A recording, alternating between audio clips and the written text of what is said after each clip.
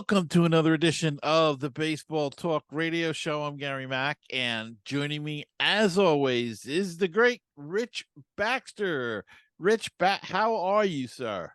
Very good, Gary. Thank you very much for the introduction. The always awesome Gary Mack. We're only less than 2 weeks away from a trade deadline here for the MLB.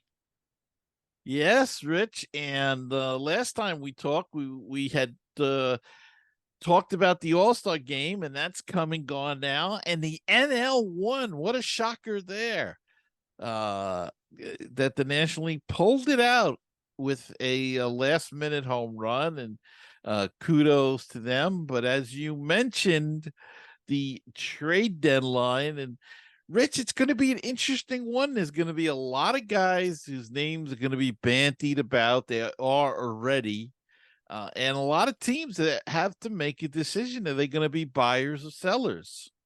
Yeah, the trade deadline coming up on August 1st at 6 p.m. Eastern Time. So that's the last time that players can be traded from one club to another and make the playoffs, that sort of thing. So, yeah, there's a lot of teams that are going to be looking for players, a lot of teams that are going to be wanting to get rid of players. And of course, the biggest name out there, Gary, Shohei Ohtani. And did you ever think of there be a time where we would hear Shohei Ohtani's name in the trade deadline talk? No, and I don't know. I don't think California is gonna, Los Angeles, whoever they are this week. I don't think they're gonna trade him. This is a tough time of the year to make that kind of trade, and I just that would have to be such a blockbuster trade that I don't think they're gonna do it. I think they're gonna try to sign him. I don't think he'll sign with them. I don't know where he'll go. But I mean, you never know. Stranger things have happened, but I just can't see anybody putting together that big a package right now, especially if you're in the hunt. You're not going to want to give up too many of your major league top stars, and it's going to take a top star to get him. Yeah, and then you have the salary aspect of whatever team gets him. How long are they going to sign him for? How much money will it be? So on and so forth. But yeah, it's exciting times that Ohtani is on the marketplace, apparently. As you said, he may remain with the Angels beyond the time of the trade deadline, but we have the usual suspects showing up: the Los Angeles Dodgers, the New York Yankees, bandied about with teams that are being interested with him. And it'll be interesting to see what happens. It's going to be a long 2 weeks. Most of those deals are done in the last 2 days, 3 days, maybe even the last day. So we're going to have to wait and hear this for a long time now until the trade deadline actually happens. Yeah, and MLB.com had a interesting article today about the trade deadline, and they picked the top contending teams, three in each division, and what they felt was their need and possibility of some of the players, who they could possibly get. And one name that really jumped out at me, and I forget what team it was. I think it was Milwaukee. They said is looking. Their first baseman got hurt, and they said a possibility could be Paul Goldschmidt. That would be a pretty fairly big trade in itself, if a guy like Goldschmidt moved at this particular time. But that was one thing. They had the Phillies down there too, and the Phillies looking for relief pitching. Of course, my Mets were not on the list because, in my mind, they should be selling, and they're still considering whether to buy or sell. This team is out of it. They should just start selling off. Of course, my friends in Mets Nation would not be happy to see some of the guys I think they should get rid of. Personally, I'd be shopping Pete Alonso, who well, I won't go into my feelings about Mr. Alonso. But I think they should be shopping him. I think they should be shopping uh, um, Justin Verlander and Max. What's his last name? Mad I'm drawing a Max blank. Mad Max. Yeah. with the two Uh, different color eyes. Yes, eyes. Yeah. Yeah. the eyes Uh, have it. I would be trying to move Scherzer. Scherzer. Right. Yeah. Thank you. Um, Uh-huh. I mean, there's no sense holding on to these guys if you can move their salaries away. Supposedly they're going to go after Shohei Otani. That's going to be another ton of money. Yeah. I'm not sure I'd make that move either at this point in time with this team. I would hang on, though that would be a complete money move. So maybe that's up to them. But I wouldn't be trading prospects now to bring back any players, and their particular history lately in the midseason trades have not been very good. And so if I was the Mets, I would be selling. Kansas City is definitely going to be selling. The White Sox, there's a possibility that they're going to be sellers. Um, Pittsburgh. I think Pittsburgh's an interesting team. They've been cutting a lot of guys, releasing a few guys, and bringing up a lot of prospects. So I don't think they're going to be buyers or sellers. I think they're going to just sit it out and wait. Cincinnati are in contention. They could be a buyer. Arizona, I think, will be buying because they're still in a tight race with San Francisco and the Dodgers. And um, we'll have to see how it works out. But it's always a fascinating time because we play these games in our heads about, the trades, and we make up our own trades. And sometimes you hear on talk radio some of the worst trades you ever heard in your lifetime, like give me Shohei Otani for my third string catcher Yeah. and even up, you know. So Yeah. Well, and two is, have we seen the best of Shohei Ohtani? He's 29 years old now. If he's looking for that 10-year deal, is this a deal that some team is going to buy the goods for? Like he's already maybe had his best years of his career, arguably. And as you said, the Mets are overstocked with guys that they overpaid for. Who would take them now? The Verlander, the Scherzer. Although a playoff contention team might want to pay up, but I don't know how long they would have to take the contracts for. I'm not familiar with the contracts, but it's going to be hard for the Mets to offload some of that heavy salary that they took on. And I'm in agreement with you. I think they should do that. Even my own favorite team, the Phillies, they took on Trey Turner and $300 million. Turner hasn't turned in that kind of a season this year. They could have kept a Gene Segura and probably had a similar numbers. I haven't looked at each one's numbers, but they bought a bill of goods with Trey Turner. They can't trade him. Who would take him right now? Well, the only thing with a Trey Turner is he's very young and he's a good player, and and they're in contention. So I know he hasn't delivered as much as people thought for the 300 million, but that was the market, whether he was a $300 million player. But as far as getting back to Scherzer and Verlander, Scherzer has another year left on his contract. I think at 40 million, but he has an opt-out clause at the end of the year. If he doesn't like where he's going, he could opt out of that and start all over again. So that's not that big of a deal. Um Verlander only has he's around the same money, but he's only got a 2-year contract with the Mets. So that's this year and next year. So they both only have 1 year. So it's not as bad as everybody thinks. And if the Mets really want to get rid of him and can get top prospects or something like that, or even, a young player, they might pick up part of the salary.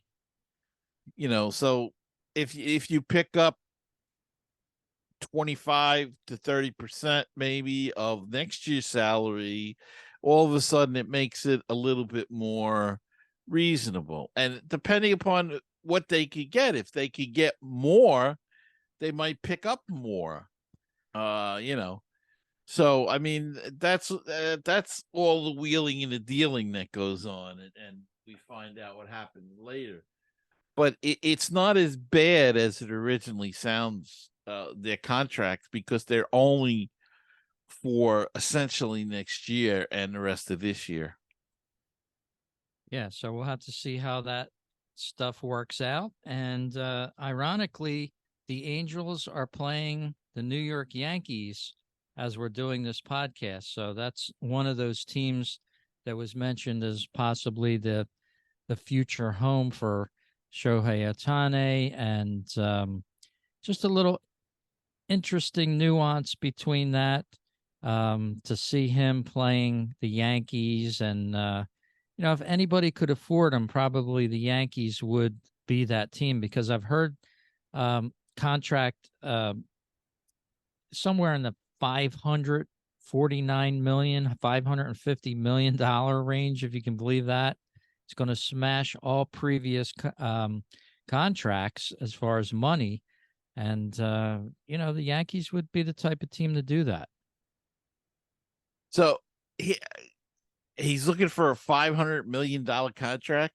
Well, I don't know if he's looking for it, but I've read different sites that say that's his value, somewhere north of $549 million on a 10-year deal that would keep him with the team for the rest of his career, or an 8-year deal, something like that. Mm-hmm. But that's a lot of money. That's serious money. I mean, we have a Mega Millions going off for that, I think, tonight. The only thing with a guy like Ohtani is, because he's a two-way player, there is the possibility if his pitching goes, he can always play the outfield or DH. So, you know, in a way, you have to consider him more valuable than most players. You know what I'm saying? If one thing goes, he can do the other, and we've never seen this before in quite some time, because even the great Babe Ruth, they made him into an outfielder. But there's a good example though. They kept him from pitching and made him an outfielder. So if his pitching days are over, he can always move to the outfield and just hit and or DH in this modern world. So I don't know about that much kind of money. If that's what the level is going to be, then they're going to have to raise the penalty levels for teams' salary caps, or whatever you want to call it, because it's not going to be fair if the payments get up that high, and a team's going to be paying that much and losing draft picks. It's just, they'll never get back into a race. So I don't know. It's such a lot of money though for one guy. Yep, that is a lot indeed. And we'll just see what happens, if anything. Like you said, if nothing happens, then we have to wait to the end of the season, and it'll be an off-season move. So that will, postpone itself for a few months, probably after the World Series and all. But yeah, this season, all of a sudden, Gary was looking so young at a certain time. We were saying, oh yeah, the teams have plenty of time. Now it's looking a lot more like, as we said, half the season's gone, and it's something where we're starting to get into crunch time. It's one of my favorite times of the baseball season, August, the dog days of August, Yeah. even into September. That's for sure. And it's going quick, and it's going to fly by. And before you know, look, we're already at July 19th. It just seems like we had July the 4th celebration. Yeah, And yeah. we're at the 19th already. So, Yeah, things are gonna fly by, and like we've been saying, it's gonna be an interesting couple of weeks till that deadline, and who gets moved, who doesn't, again, who's gonna buy, who's gonna sell. It's always an interesting question, and we'll see how it all shakes out in the upcoming weeks.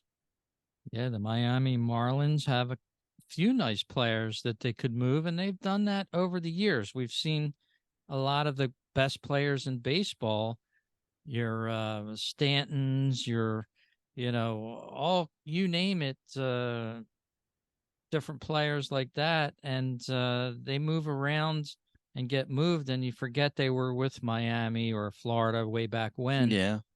And they have a ton of players that they could move. And will they be sellers? Because they usually are. They have Sandy Alcantara. I don't know. We'll have to see what happens with that. It'll be interesting to see what the Marlins do because, as you said, they're still somewhat in contention. Are they going to try to make a run for it, or will they just be like they always have and sort of like deal off the team? No, I think they'll make a run for it, Rich. And the part about them is that they have a good farm system, so they have prospects there to deal in depth. So they could, they've got the young pitching staff, and they could be a pain in the neck in our division for the next few years because they seem to have a good, smart general manager down there, and they do have good prospects, and so they could be a thorn in the side of our division, and we're going to have to work hard, meaning the Phillies and the Mets and the Nationals, to get back into this race. But I don't foresee, honestly, I don't foresee the Mets getting back into this race. They just don't seem to be able to put anything together.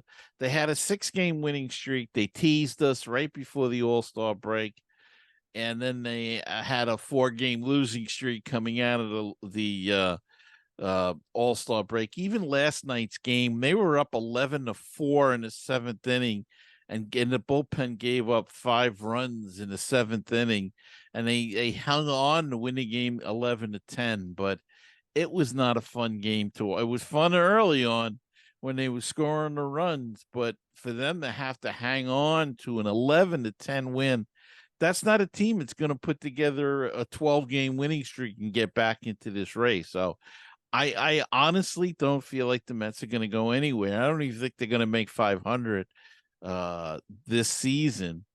So that's the Mets point of view, but like I was saying earlier, there's a lot of teams that are going to be fun to watch coming down the stretch.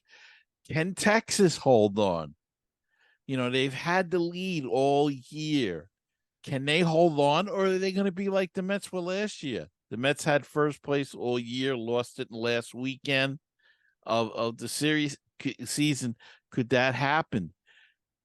Tampa Bay had that miraculous start, and they're only got a 2-game lead now over Baltimore. Baltimore's chasing them down.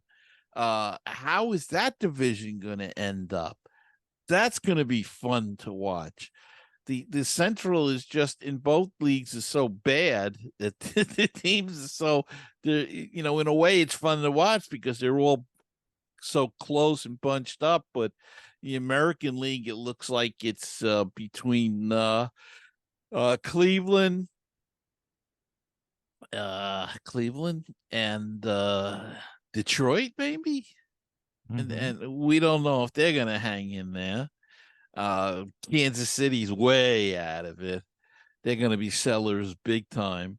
The White Sox is, they're a question mark team. We don't know what's wrong with. They got good talent, but can't seem to put it together.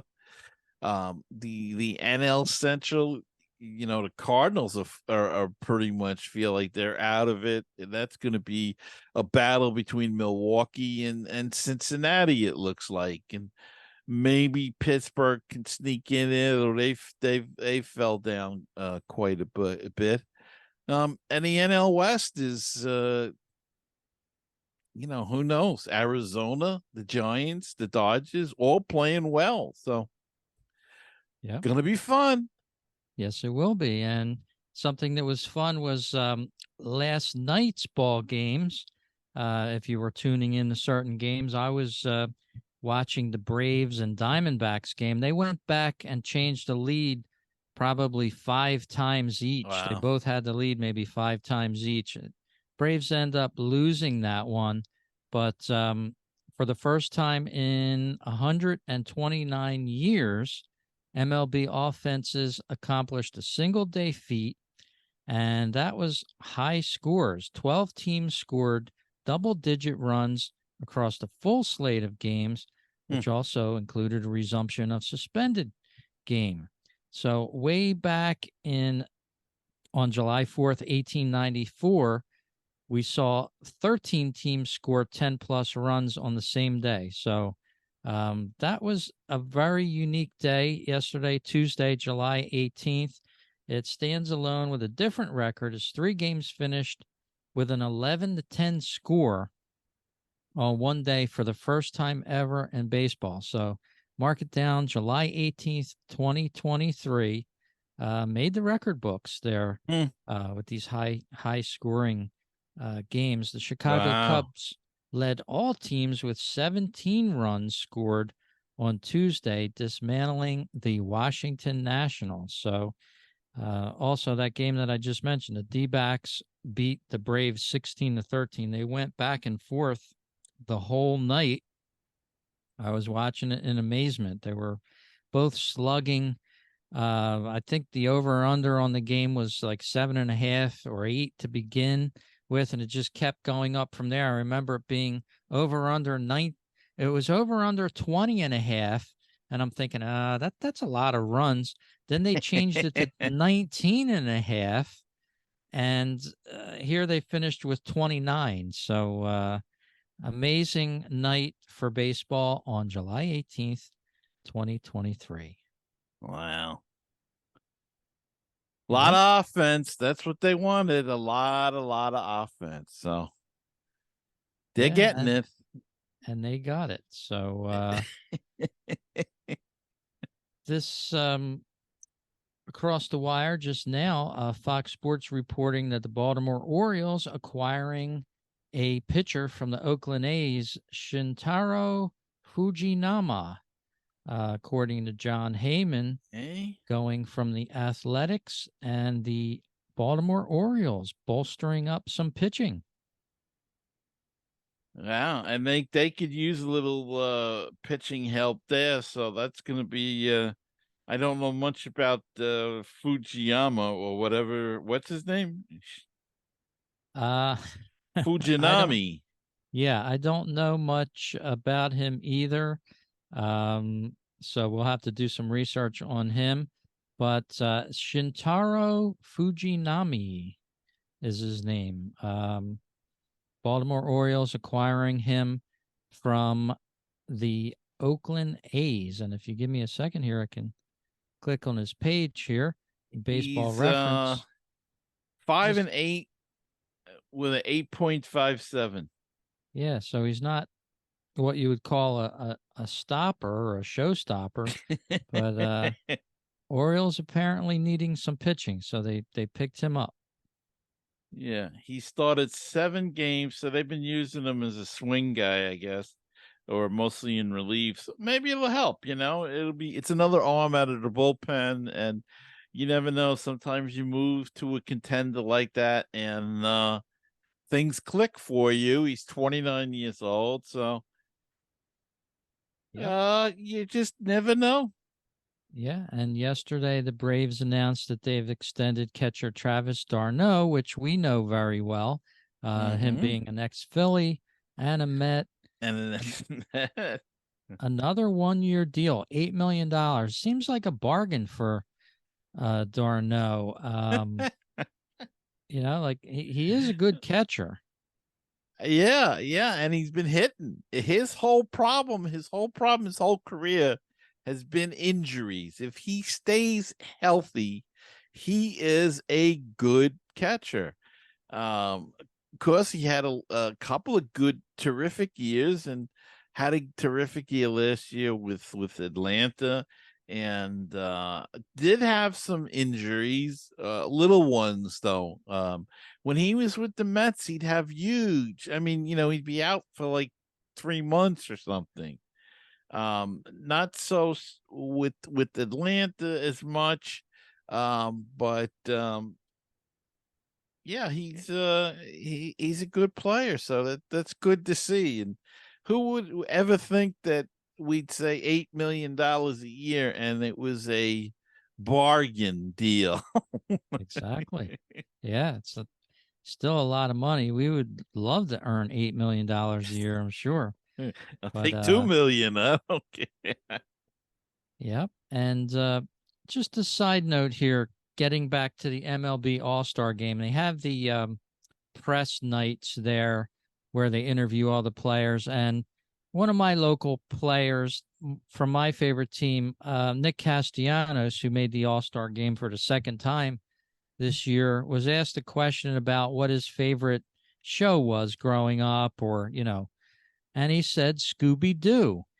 And I don't know if you heard it in the New York area, but they were making fun of him all over Why?